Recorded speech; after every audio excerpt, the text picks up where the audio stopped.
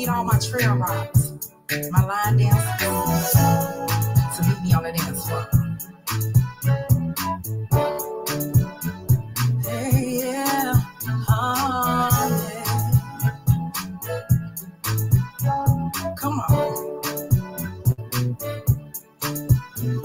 It's Wednesday night and I just got paid. About to head on down to my favorite place. Put on my perfume and my fancy clothes. And 10 minutes later, I'm walking out the door. Head on down to 601. Got to meet my girls. We got to have some fun. Pour me a drink, then I pour two more. When the DJ play my jam, I'm hitting the dance floor. Doing the Motown boogie. Motown boogie, y'all. Anybody wanna boogie? We want the Motown boogie. Motown boogie, y'all. Step cha-cha to the right, step cha-cha to the left. Bring it up slow, then bring it back some more. Kick right, kick left, kick right. Kick left, kick right, kick left. Then turn it all around for me. Step cha-cha to the right, step cha-cha to the left. Bring it up slow, then bring it back some more. Kick right, kick left, kick right. Kick left, kick right, kick left. Then turn it all around for me. Doing the Motown boogie. Motown boogie, y'all. Anybody wanna boogie? We want the Motown boogie.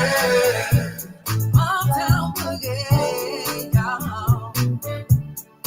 Doing the Motown boogie. Motown boogie, y'all. Anybody wanna boogie? We want the Motown boogie. Good afternoon, Mobile, Alabama. Good afternoon. Thank y'all so much for tuning in, man. Please share the page. Please put a thumbs up. If we are on YouTube, please subscribe to the channel and give me a thumbs up, man. I greatly appreciate y'all coming in. Today, we got to talk to amazing people. We got two that's running for mayorship. We got one in District 2 and one in District 1. At the moment, we're getting ready to talk to someone that's running for mayorship, the great Miss J. Drummond. Yes. So we're getting ready, man. We hope y'all are tuning in and getting ready to enjoy this with us. Miss Drummond, the hails out of Mobile, Alabama, born August 5th, 1956. She was a House Representative of District 103 from 2014. She's a Murphy High grad. Her college years was at Spring Hill, University of South Alabama, and Southern Mississippi. I wanted to talk to them, get them to y'all, let y'all get an understanding, because we need each and every one of y'all to vote that are registered voters. And the ones that got back in touch with me are able to get them on the platform to let them give their debut on how they'll do their mayorship and how would they run their mayorship. So without further ado, please let me introduce y'all to the great Miss Barbara J. Drummond. Hey, love, how you doing? I am fine. How are you and your listening audience doing this afternoon? Ma'am. We are great. You're running a good race. Thank you so much for your time. I know you're busy, lady, and I just greatly appreciate the time you coming in with us. No problem. Okay, we're gonna start because I know you got other stuff to do today. I always start with the people to let the voters know a little bit about you. Okay, well, you called me the former legislator, and I'm actually still in the legislature. That's Okay. what made this such a perfect run for me. I can still hold on to my seat until we win this mayor's race, but I am now the sitting legislator who represents House District 103, and I am terribly excited about public service because people ask me, what are you going to do? I tell them I am doing it right now. I'm just going to do it 2.0 when I become mayor. Yes, ma'am. That's good. If you elected, what is your 3 top priorities that you want to come in the door and work on? Well, my very 3 top priorities. The first one, of course, is youth violence. We're seeing far too much, but it intertwines also with my second priority, which is that I think that we need to begin. I look at public safety a little different than most of my other opponents. I believe in being tough on those who are repeat offenders. But my goal, if I am elected mayor, and I'm doing it right now, I want to catch those kids before they ever get anywhere near the penal system. And when I say that, my entire campaign has been about opportunities for all. I look at Mobile now, there are very, very few places that are safe places for our youngsters to grow and to know that no matter what address that they came out of or what their household is, they don't have to remain there. I was raised in a marginalized community, which was Texas Hill, but I had 2 parents who were hardworking faith people. And though we didn't have anything, they always told me that I could go far in life. And I'm a testament to that. So by saying that, when I look at public safety, one of the things that I want to do, I remember once upon a time, Boys and Girls Club received about $1.2 million appropriation for the city of Mobile. Today, it's a little shy of 300,000. That's kind of not acceptable by me, because we need to embrace these programs that are helping marginalized kids from marginalized communities to be able to be developed to the best that they can be. I also remember a time that we had in the city of Mobile 3 YMCAs that had great programming for young people that were safe places. We're now down to 1, and they're teetering on closing, which is Dearborn. So my top priority, first, I'm going to create a youth engagement department, which will be it'll be a standing city department that will work on all things young people, not just when we have a problem in the community, but it's going to give a voice to that part of the community, because that's our future. And it's going to work on things like workforce development. It's going to work on opportunities that kids can have with internships. It's going to complement them coming out of public education and where they can go. And then it will give us an opportunity to create better park system, because I believe that it's time for Mobile to have a lifestyle change. Mobile has done a great job in getting economic development. I know, because I look back into my career path, and I was there when Austal and Airbus and ThyssenKrupp, I always tell folks, I was one of the sausage makers, one of the staff members, helping to get all the paperwork ready. But I saw how we did that. We incentivize ourselves economically, but we have not incentivized our communities. More of our neighborhoods are blighted. And I feel like I can create some millionaires to come in Mobile. We can incentivize small businesses to go into those neighborhoods, because poverty breeds crime. We can go into those neighborhoods. We can stimulate them to revitalize our blighted communities and to make those communities healthy. We can create parks that become the hub of the community, that we can create neighborhoods that have entertainment, that can have shops around the parks. Everything will be walkable. Your neighborhood will then become a valuable entity. And then the third thing that I want to do, Mobile has not done a good job with its history. We are a historic city. If you go to Savannah, Georgia, and the moment you step off the plane, you know all of Savannah's history. Mobile has such a diverse history. We got 7 flags that are over our city, but we have to go during Mardi Gras and tell folks we're the birthplace of Mardi Gras. What tells someone coming into our city? What is our history? So we need to cultivate that history, particularly, which I think is the most greatest historic find for us, which is Africatown. That story has already been told. Those 110 folks, we know the history. It is time for us to cultivate that community, not just into a national community, but it needs to be an international ecotourism market. And I know I'm going on and on, but I get very excited because all of these things are intertwined. If I can deal with those kids on a level before they get into the penal system, I think that we can help our community and we can help enhance their lives. Now, those that are repeat offenders, if you look back in my past, I have filed tough bills for those individuals. So I'm not saying that we don't need people to be held accountable. I want them to be held accountable. I want the police department to be retrained and rebranded. And I want that rebrand to be around several things: cultural issues so that we can understand each other, mental health, and then I also want them to be community based. It is time that we put public safety back into the realm. When little girls and little boys used to say, what do you want to do when you grow up? If they want to be a firefighter or a police officer, we need to add respect back into those departments. Yes, ma'am. You brought up the Mobile Police Department. As of now, we know that the police department is probably 100 to 150 police officers short. Yes. How would you diverse of getting the police department at a full staff? How would you go into your office to handle that part? To bring up those police officers, just as I've done with a number of things in this city. I am big on workforce development.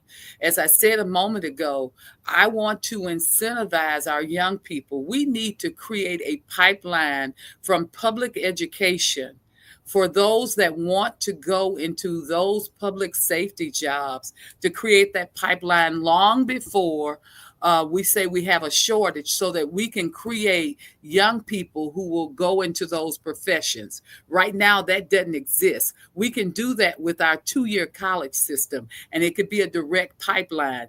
Just this session, I was one of the individuals to sponsor a bill to help create a pipeline that we're going to be training kids who want to go into plumbing, who want to go into electrical work and home building, because the home building industry came to us and said, we can't find workers. That's what I want to do with the police department. I want us to start in middle school.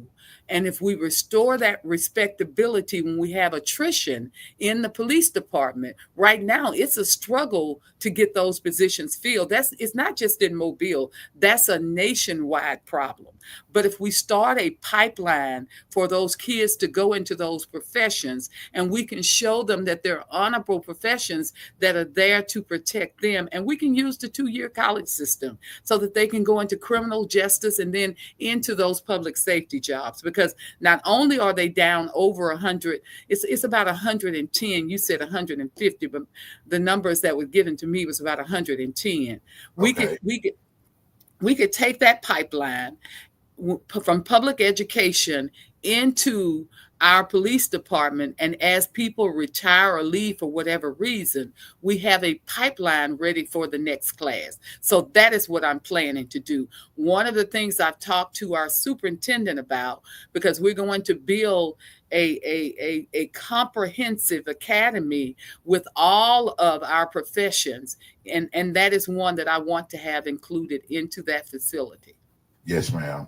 Under your leadership, they done condemned Birdsville, I think RV Birdsville, Orange Grove, Roger Williams. They're pretty much untapped land. I was kind of figuring that they would have made some type of low-income homes in there for a hardworking man can still have his family and afford a home. So under your administration, what are your plans for that untapped land that we have in the city? Do you have any plans to do anything in that part of town, parts of town? Well, let me tell you, DJ Lowe, R.V. Taylor and Thomas James are actually in my legislative district. I was one of those that, and I still feel this way, because I feel like Maysville and those areas are being gentrified. And this is not anything that I'm saying to you, and I'm not putting anybody down, but I went to this current administration and said, we need a master plan to reseed housing back into those communities that you just outlined. Because I've been told that HUD won't let us go back. Let's use Roger Williams because it's in the floodplain. Well, we don't know that. Nobody's ever shown me anything definitively that that is true. So first, I want a master plan, and by that I mean I want to look at all. It's not just those areas you outlined. We need to look at a plan to reseed sustainable, affordable housing back into those communities. And I also want to include a workforce development element into those communities so that these folks can take some of all the vast jobs that we have that are at Brooklyn. So that's what I'm going to do. Yes, ma'am.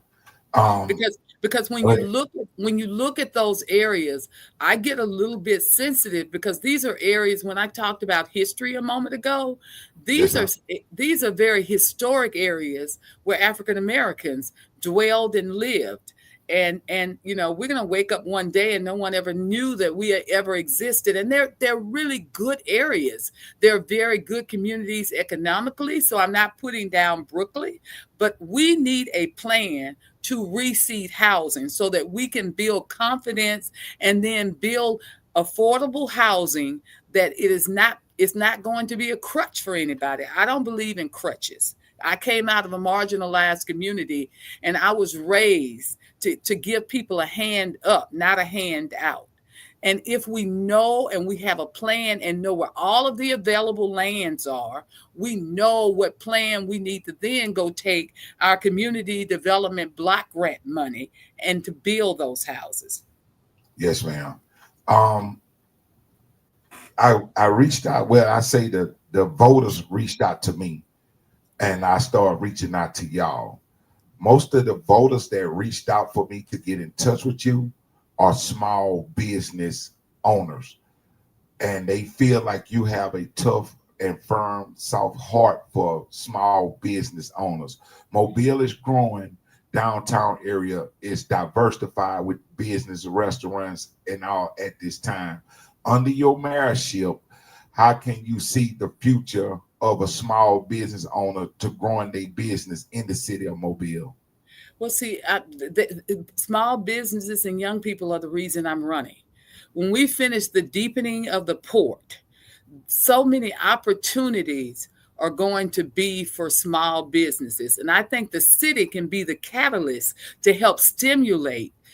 Because I have so many small business owners who will come to me, but they don't have bonding capacity. They don't know how to go out and do insurance. They don't know how to go out and do a business plan for their business. So one of those things is we have that department already in existence at the city of Mobile, and a good person is running it.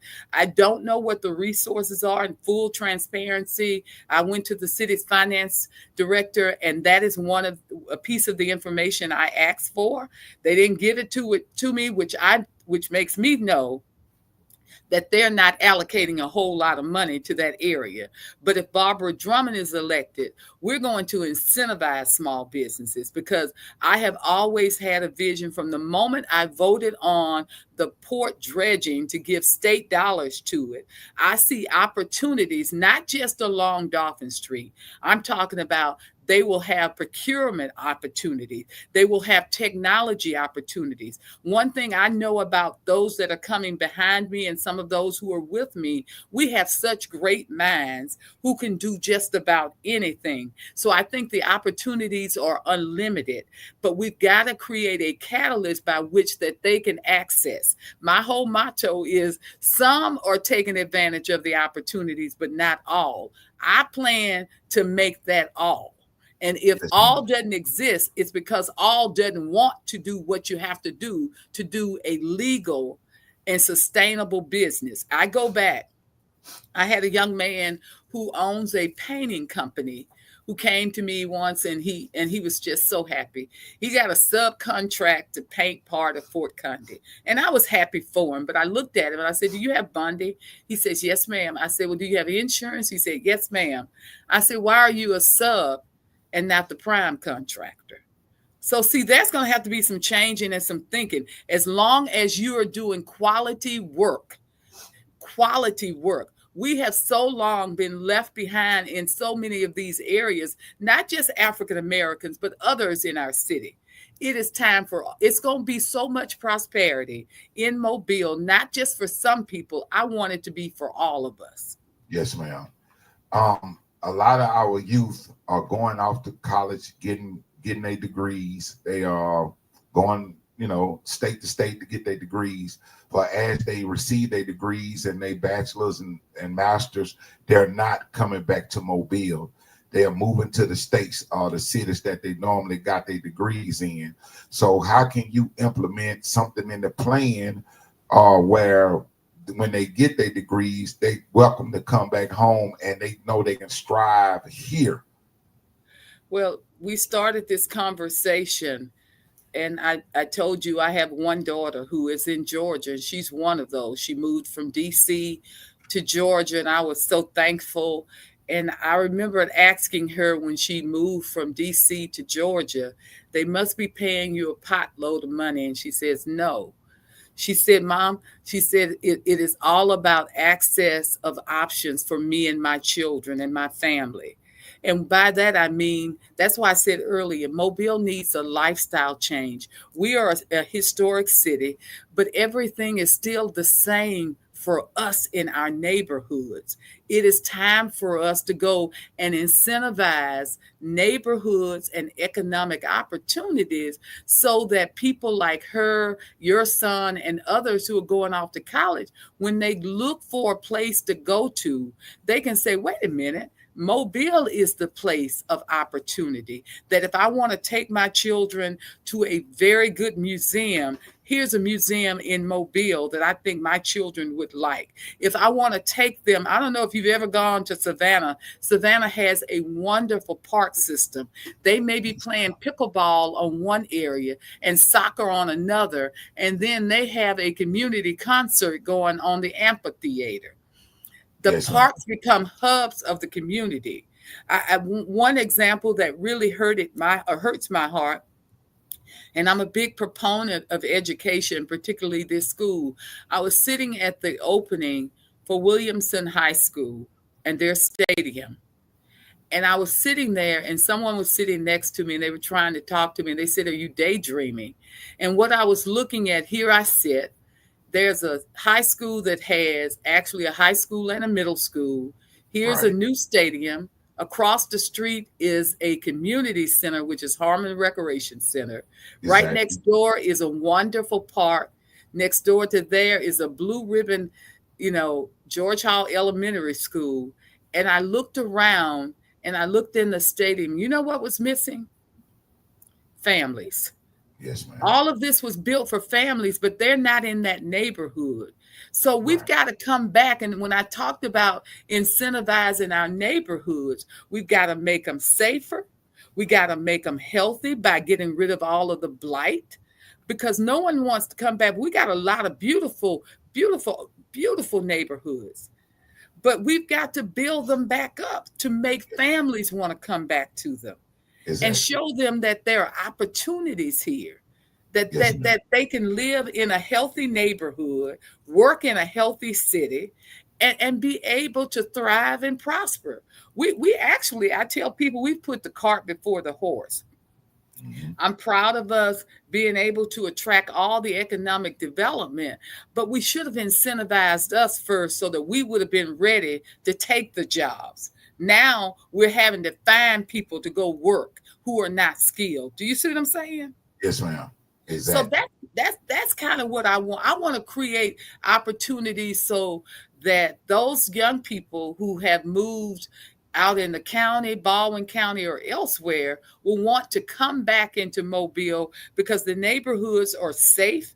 They're wonderful, aesthetically looking. They have fine homes in them, and they can raise their children with a depth of honor to know this is a great place that we ought to be. And then it will challenge your mind. I work with education, so I've worked with our school system. It is not where it should be, but I can tell you it's not where it used to be. So I don't Yeah. let anybody put our school system down because we are making great strides. We're not there yet, but I think that we know what we need to do to get there. Yes, ma'am. We still have a lot of flooding on or what we would consider Old Mobile, Dolphin Street, Old Shell. They talking about adding the new interstate.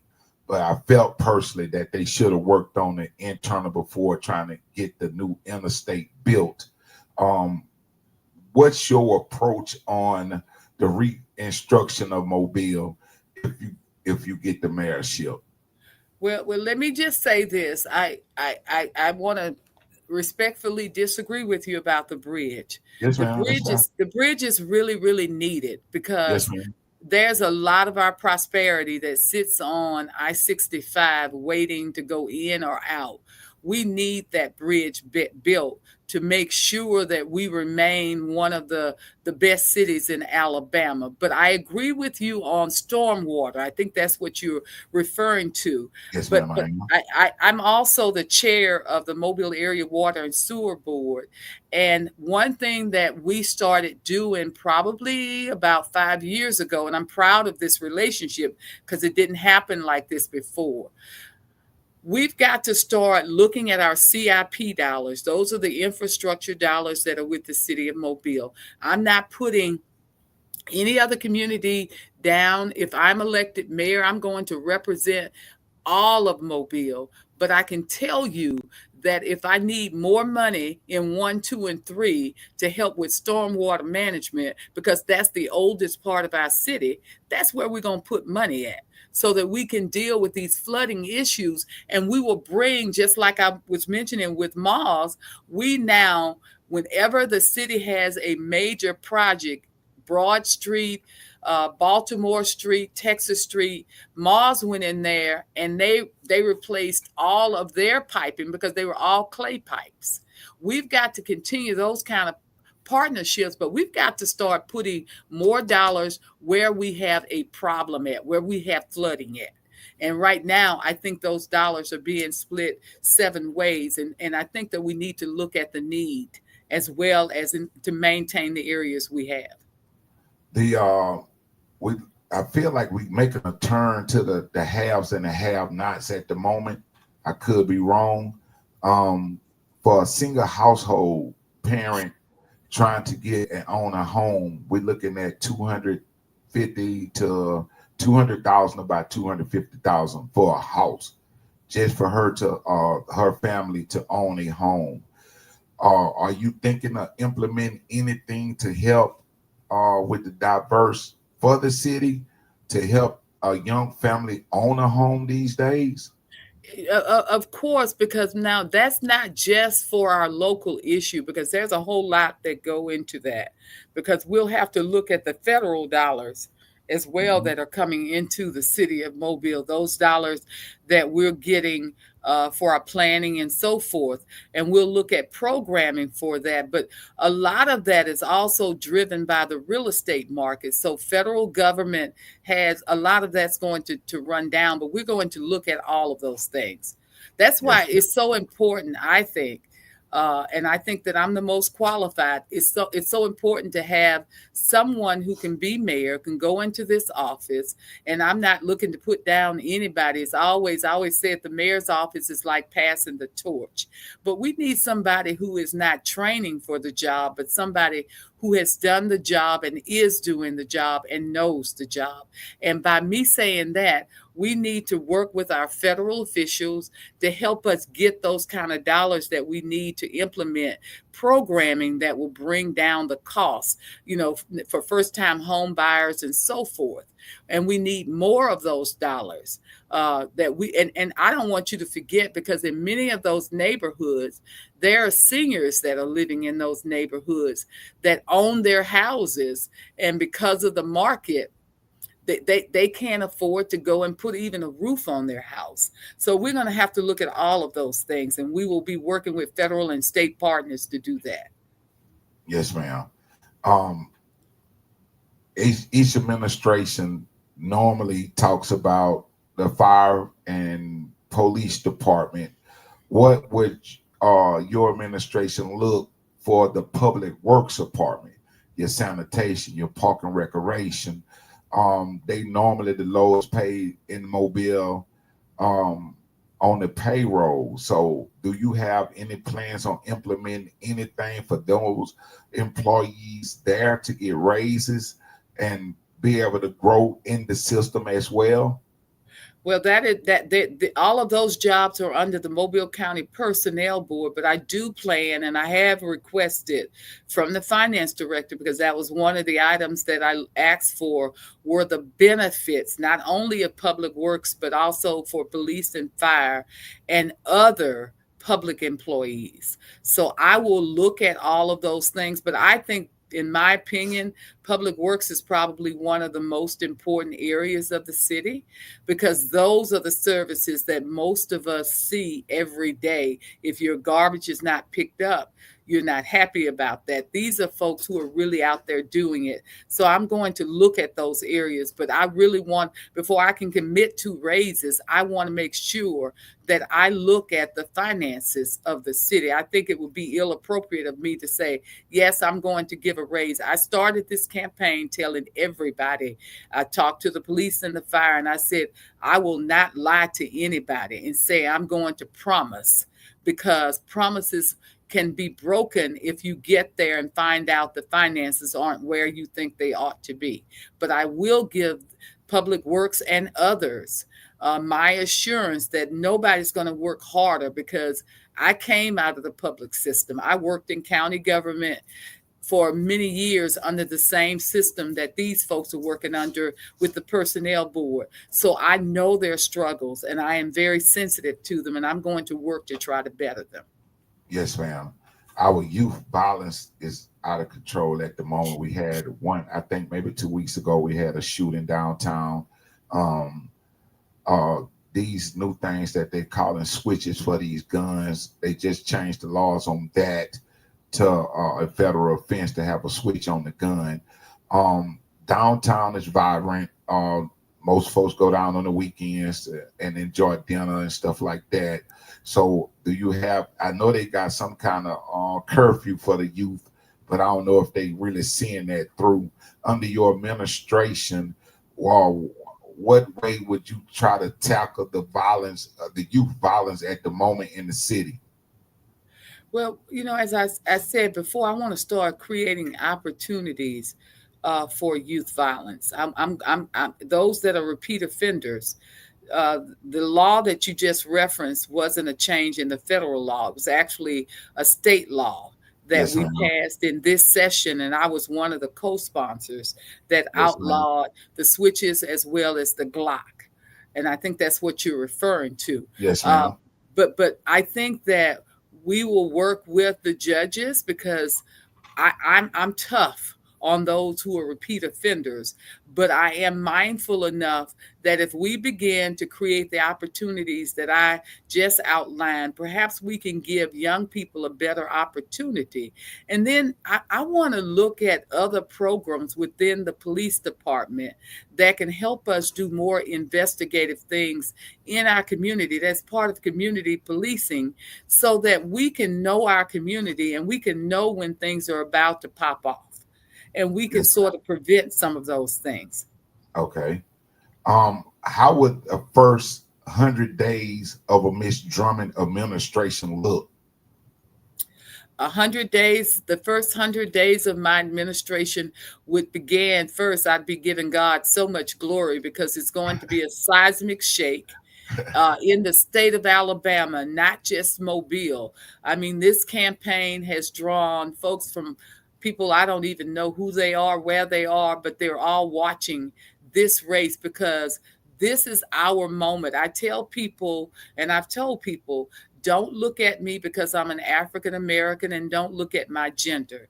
Look at my qualification. The first 100 days would include not only coming up with a very diverse, and I say that very strongly, diverse transition team in several areas. Number one, we can't do anything until I know how much the penny sales tax for the city of Mobile is bringing in, which is about 65 million. And most of that is being bonded on the new arena. I know that Moody's Analytical say we got a AAA credit rating and we're stable, but I don't know where all the money is going. So one of the first areas I'm going to look at is the finances. Yes, And then ma'am. second, we'll begin looking at the personnel. I'm going to look at everything critically, open-minded, and fairly. So that's what those first 100 days will include. Because I have heard a lot in this campaign. I have been to just about every community in the city of Mobile. I mean, as I told you a moment ago, I was last night, I was at your event, and people are sharing things. Folks are calling, and things that I am seeing just this morning going to church. A woman came out of her house in Crichton to show me a vacant lot, and she says that the city is sort of persecuting her with this lot because she refused to do something. I am going to look at all of those things, but the first 100 days has got to include finances and personnel, because we're going to make sure we have qualified people that are running this administration. But most importantly, we're going to make sure everybody's going to be accountable, because these are public service, and I am a firm believer. I've been in Montgomery now, going in, finishing up in my third term. And when I got to Montgomery in 2014, one thing that was painfully obvious to me is that we have allowed ourselves, both on both sides of the aisle, to look at politics and party more than we look at people. I want to be one that look at the people and what they need me to do. And I've always been that way. I've never forgotten where I came from. I've always been one that has remained humble and very grounded. And I say again, it is not about Barbara. It is not about status. Yes, ma'am. Well, the ones that's on the fence, I call them the fence riders, good or bad, but we definitely need them to vote.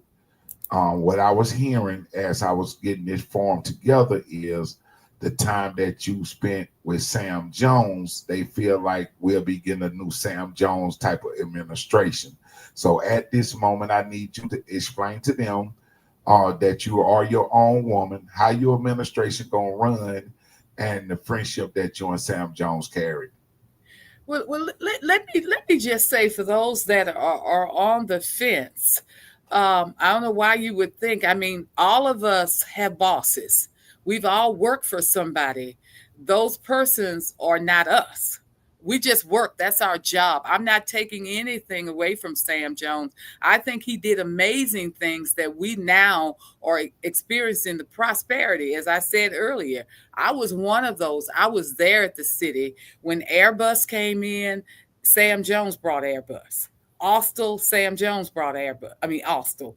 ThyssenKrupp, Sam Jones was the one who did that. The penny that has us now on a good financial footing, Sam Jones brought that. He was the one who also annexed Mobile Terrace and Schillinger Road with that economic corridor. And we're just now getting about $30 million. So I don't minimize anything he does. But let me tell those who are sitting on the fence, if you don't know Barbara Drummond, I am not a person who I work for. I am my own person. Sam Jones was not in the basement of the State House when I went and brought home $15 million for our airport. He wasn't in my ear telling me what to do. I made that happen. I am my own person. When we needed money for the port, I was the one who did that. When we needed more money for our school system, which I got $11.7 million, I did that.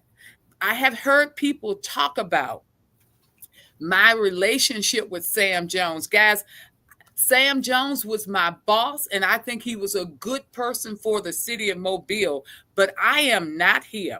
I tell folks, don't look at me and see the black man. One thing, I'm cuter, but I got a mind. I got a mind of my own, and anybody who knows me, I am truly a Leo. I make my decisions everywhere I have ever worked, from the press register all the way till where I am now. I leave a mark, and it's not a mark that was created by anybody else. It was my mark, and Yes, I'm accountable for Barbara. I'm not accountable for anybody else. Sam Jones didn't even tell Barbara to run for this race. that's right. This all came from God for me. And I'm doing it because one of my little college students said to me, when I announced my candidacy, and he's volunteering right now. He said, Representative Drummond, he said, usually people go from the city to the state. He said, won't you be stepping down? And I said, Devin, you're right. But I'm stepping down so that I can have us to step up. And Sam Jones didn't do that. Just because you work for somebody doesn't make you that person. Again, right. I'm cuter. Well, August the 26th, we will get the vote. This is the Miss Barbara J. Drummond.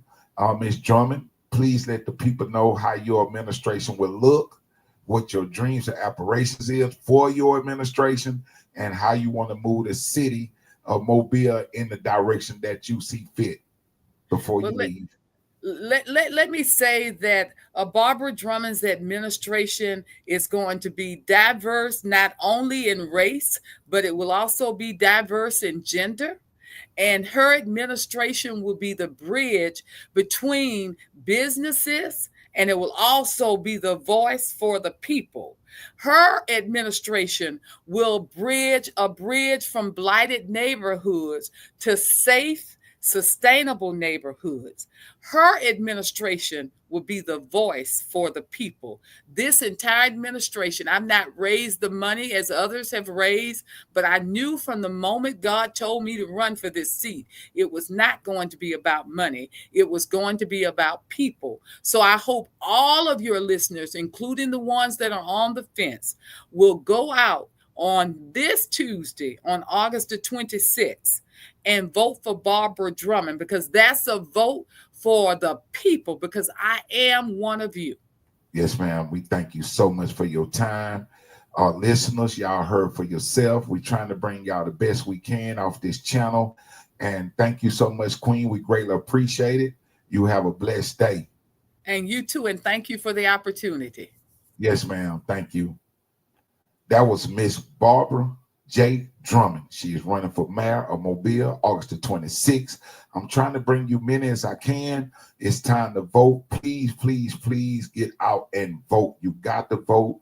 They say that Black folks are voter registered, but we're not going to the polls. And I believe this year will be the time for you to go to the polls. At 3 o'clock this afternoon, I will bring you Corey Penn. He's out of District 1. And we will see what he got to say about the district in District 1. So if you are in District 1 and under Corey Penn leadership, I would bring him in at 3. I thought said 4, but it is 3. I thank y'all so much. I'm just bringing y'all the candidates, man, and let them tell y'all they spiel and how they feel and what they want to do if they get these positions that they're trying to get. So please, please, please share with somebody that need to hear it. Y'all need to learn about the city that y'all work and strive in and pay your taxes in. And it's very important for you to vote. I'm not telling you who to vote for. All these people that I did get, it would come through inboxes and text messages and people inboxing me on who they wanted to talk to. So I did last night get to talk to Mr. William Carroll. Mr. Carroll said that he didn't get the message that I tried to reach out, but he's willing to come on. And I'm hoping I'll be able to get him on tomorrow. I can't promise, but that will be the last day before we get the vote that Tuesday. So, man, tell a friend, man. Voting is very important.